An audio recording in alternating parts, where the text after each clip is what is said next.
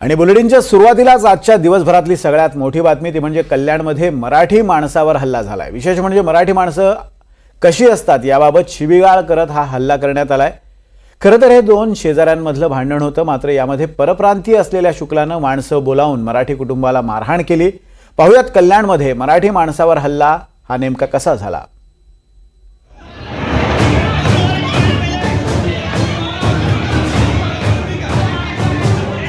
कल्याणमधला हा जोरदार राडा, मराठी माणसाला टार्गेट करून त्याला चक्क रॉड मारहाण करण्यात आली। कल्याणमधल्या अजमेरा सोसायटीमध्ये शुक्ला आणि कलवीकट्टे असे दोघे शेजारी राहतात। या शेजाऱ्यांमध्ये वाद झाला, त्यानंतर शुक्ला या अधिकाऱ्यानं कलवीकट्ट्यांना मारहाण केली आणि मारहाण करताना मराठी माणसाला शिवीगाळ करण्यात आली।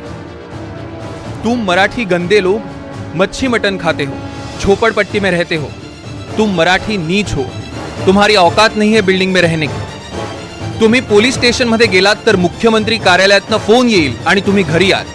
मी मंत्रालयात कामाला आहे। तुमच्यासारखी 56 मराठी माणसं माझ्या समोर झाडू मारतात। अशा प्रकारे मराठी माणसाला शिव्या आणि धमक्या दिल्याचा शुक्लांवर आरोप आहे। शुक्लाचं आणि समोर राहणारे जे कळवीकट्टे काकू आहेत त्या दोघांचे त्या दोन फॅमिलीचे भांडण चाललं होतं। त्या भांडणामुळे हे सगळं झालं आणि ते भांडण आम्ही सोडवण्याकरता गेलो। सोडवण्याकरता गेल्यानंतर परत त्यांनी जे काय वर्तन केलं आमच्यासमोर, आम्हाला जे शिवेगाळ केली, धमक्या दिल्या, त्यानंतर परत त्यांनी बाहेरचे लोक बोलवले, 8-10 लोक, संघटित लोक बोलवून माझ्या भावावरती जो प्राणघातक हल्ला केला। हे सगळं म्हणजे कुठेतरी भयानक आहे। आणि मी परत पोलीस स्टेशनला गेल्यानंतर मी पोलिसांना जे स्टेटमेंट देतोय की मी जे बोलतोय ते तुम्ही लिहून घ्या, पण त्यांनी तसं न करता त्यांनी नॉर्मल गुन्हा नोंदचं हे केलं। मग त्यानंतर 5:30 वाजेपर्यंत म्हणजे पहाटेपर्यंत आम्हाला बसवून ठेवलं पोलीस स्टेशनला। या भांडणाची सुरुवात झाली धूप लावण्यावर। कल्याणच्या योगीधाम परिसरात अजमेरा हाइट्स नावाच्या बिल्डिंगमध्ये ही घटना घडली। अखिलेश शुक्ला आणि विजय कलवीकट्टे एकमेकांचे शेजारी आहेत। अखिलेश शुक्ला जाणून बुजून घराबाहेर धूप लावायचा। धुरामुळे कलवीकट्टे यांच्या बाळाला आणि वयोवृद्ध आईला त्रास व्हायचा। धुपावरून शुक्ला आणि अभिजित देशमुख यांच्यातही वाद झाला। शुक्ला यानं 10 ते 12 गुंडांना सोसायटीत बोलावलं। गुंडांकडून देशमुख यांना घराबाहेर बोलावून मारहाण करण्यात आली। देशमुख यांना लोखंडी रॉडनं जबर मारहाण करण्यात आली। कलवीकट्टेंसह शेजारी वाचवायला मध्ये पडले तर त्यांनाही गुंडांनी रॉडनं मारहाण केली। मराठी माणसं भिकारी अशी शिवीगाळ शुक्लाकडून करण्यात आली। खाली भेटा, तुम्हाला मारून टाकेन अशी शुक्लानं सगळ्यांना धमकी दिली। या भांडणात डोक्याला मार लागल्यानं अभिजित देशमुख यांची प्रकृती गंभीर आहे। पोलिसांकडून दोन्ही गटांविरोधात गुन्हा दाखल करण्यात आला। या घटनेनंतर अखिलेश शुक्ला फरार झाला।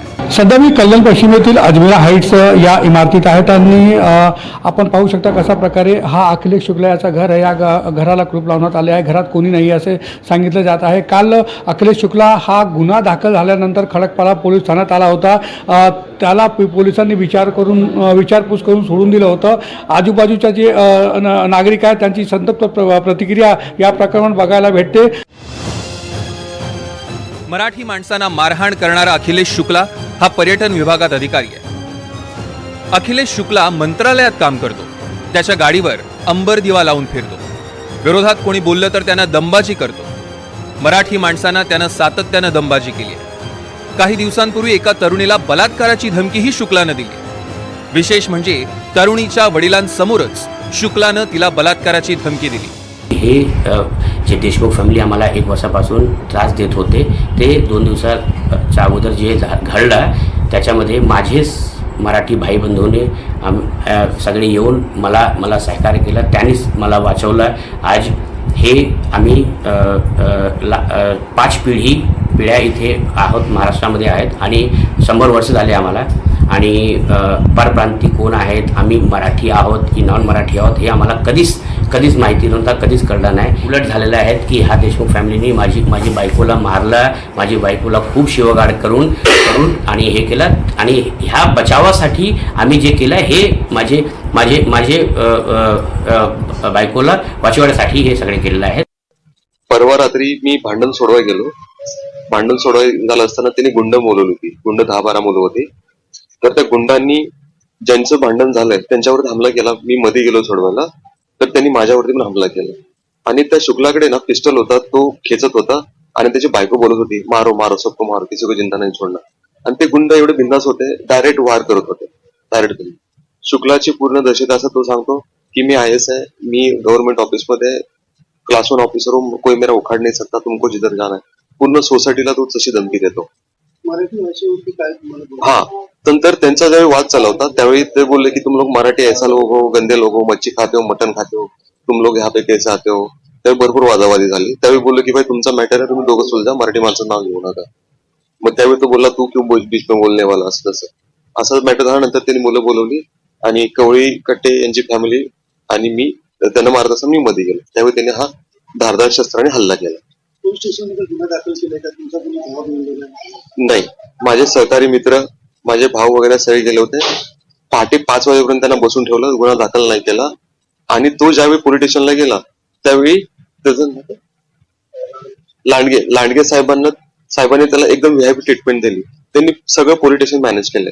त्यांना लांडगे साहेबांना रिक्वेस्ट करत होतो की गुन्हा नोंद करा, खून झाला. शर्ट त्यांना दाखवला रक्ताने भरलेला, पण नाही. पण शुक्लाला वेगळी ट्रीटमेंट होती, आम्हाला वेगळी ट्रीटमेंट होती. सकाळी त्याला नॉर्मल फ्रेंड सारखं त्याला ट्रीट करून त्याला ठीक आहे बोलले, जावा तुम्ही बोलले. हे पूर्ण त्यांनी पैसे खाल्लेले आहेत पोलीस स्टेशननी, पूर्ण मॅनेज आहे सगळे.